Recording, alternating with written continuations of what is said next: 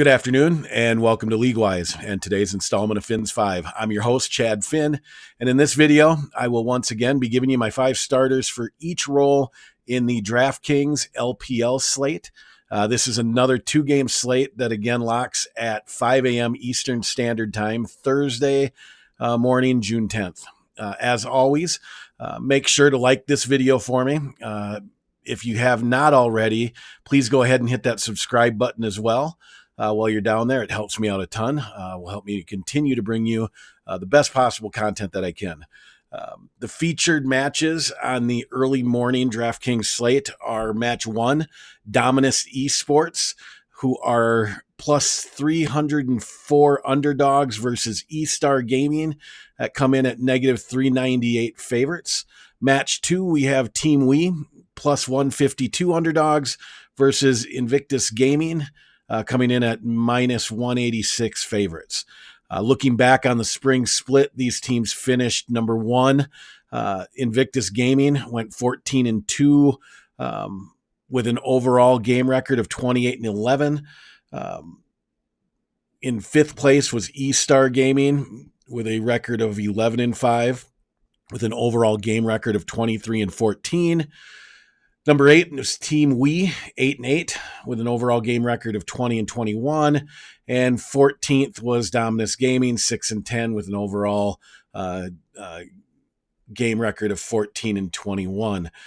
Currently, in this split, they are Team We is number 7 in the standings, 1-1, with an overall game record of 3-3.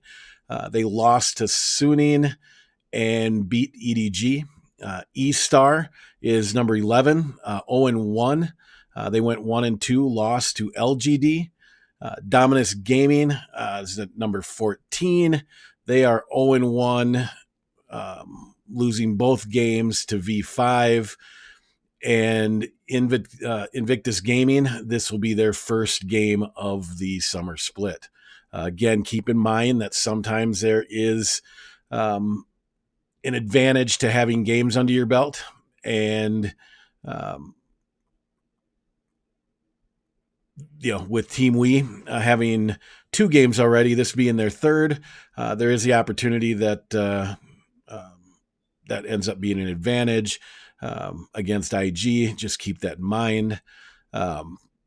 Match 1, like I said, gives us Dominus Gaming versus eStar Gaming. eStar being heavy favorites. These two teams last met back on March 29th in a series that had a total of 67 kills in just 2 games, with eStar taking home the win. They also took down 20 towers and 9 dragons over the 2-game set. I really don't see this one going any other way. I still have my doubts about Fen replacing Crying at mid, but expect Wei and Wink will be enough to bring home the victory. This also might be a good spot for Fen to begin to establish his role in the mid lane. In match 2, we will see Team We versus IG in what looks to be a much closer contest than the previous match between Dominus Gaming and eStar. I believe that one's going to be a blowout. Stats from spring show that IG was very aggressive through the split, averaging 2,254 damage per minute and almost 15 kills per game. Oddly, though, their fantasy output is low in their last 3 victories versus LNG, EDG, and We. They dominated the regular season, going 14-2, only to get rocked by Top Esports and FPX in the playoffs. IG went a combined 1-6 through the playoffs. They then lost 3 straight games in the midseason cup to Dragon X, JD Gaming, and Gen G. So what IG are we going to get tonight? Or tomorrow morning, I mean. In their last meeting on April 15th, IG took home the 2-1 series win, with each dominating the other in their wins. So IG dominated We in their 2 wins. We dominated IG in their win. They combined in the total of the 3 games for 76 kills. Both these games have the potential to become bloodbaths. To me, IG just doesn't look like the same team they were during the spring session. And Team Wee appears to be at least headed in the right direction. I like Teacherma and Zhuming in this one, and feel as though Team Wee can roll early advantages because of that. And also because I do believe them having 2 games already under the belt gives them a little bit of an advantage. I'm going to go with Team Wee on this one. Ownership, I think, will be pretty heavy towards the favorites in this one, and should break down E-Star, the highest owned, followed by IG, then Team Wee, and then Dominus Gaming. As some of you might already know, I took down the League of Legends $20,000 Elder Dragon tourney this morning, splitting a little over $10,000 with 16 other players. Netted me just under $600. The winning stack was a 4x3 stack with JDG and RNG, with JDG being the 4-man, RNG being the 3-man. After going through a rough patch picking games to start this split, we went 1-1 last night and now are 8-6 overall. But that little span of losing or not getting the games right, because of upsets that, honestly, I just didn't even see coming, I decided to start doing reviews. I've done 2 the last couple days. We'll be doing another one tomorrow morning after the games are over. And in the process, really began to self-analyze my own approach. Playing one lineup in fields this competitive, honestly, is not a long-term sustainable approach. I'd fallen into that trap. At least it's not sustainable for me.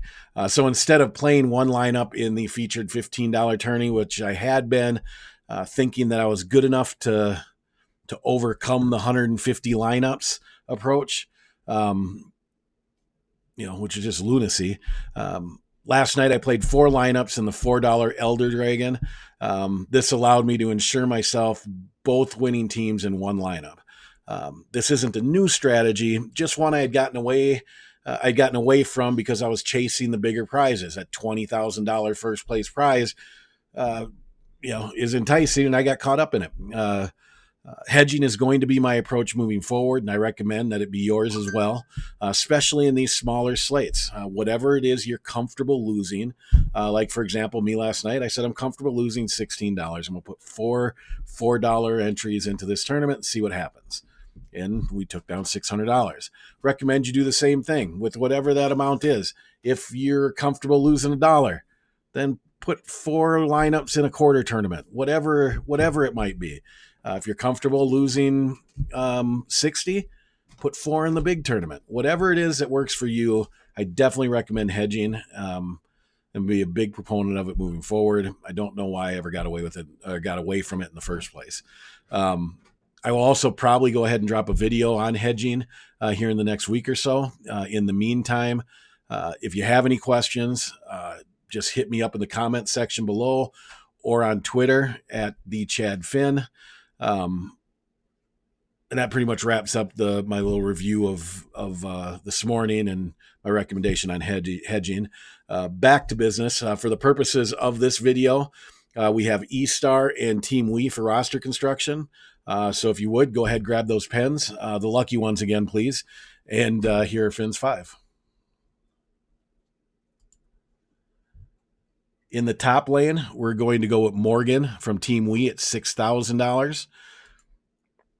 At jungle, we're going to go with Wei with E-Star at $7,200. In the middle, we're going with Teacherma at $6,800 from Team Wee. In the bot lane at ADC, we're going to go with Wink at $7,800. And then we're going to follow that up with his support, Shaw C, at $5,800. That goes and leaves you with $16,400 to play with as you finish the construction. Should allow you to run just about anybody that you want at captain. Just remember to put your own spin on these. Myself, these will be in my main lineup. I'll be putting 3 more lineups in to hedge, making sure that I've got the winning combination in one of those lineups. I might go ahead and put this lineup as my main lineup into the big tourney as well. We'll just have to see how I feel. Other than that, that's another one in the books and looking to keep the winning ways alive. Hope you enjoyed Finn's 5. And as always, don't forget to hit the like, subscribe, and notification buttons below. Go ahead also follow me on Twitter at @TheChadFinn. And feel free to ask any questions or leave comments. I always try to respond as quickly as I can. Again, I want to thank you for watching. Thank you for supporting. This is Chad Finn saying good luck, stay safe, and see you tomorrow on the Rift.